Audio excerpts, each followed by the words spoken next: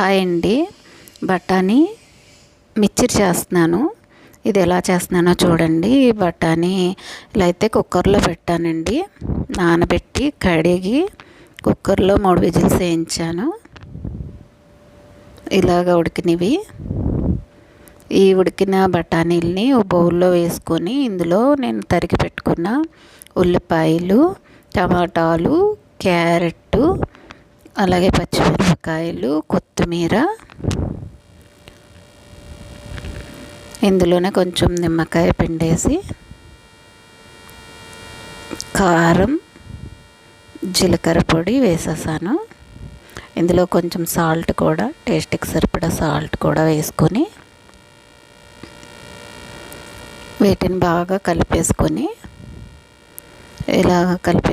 మొత్తం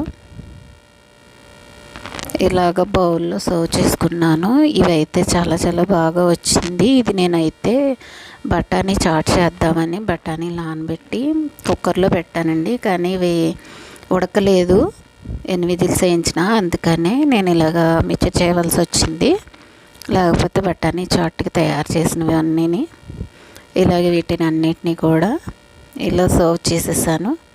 ఇది కూడా చాలా టేస్టీగా వచ్చింది. చాలా బాగుంది. నచ్చితే లైక్ చేయండి.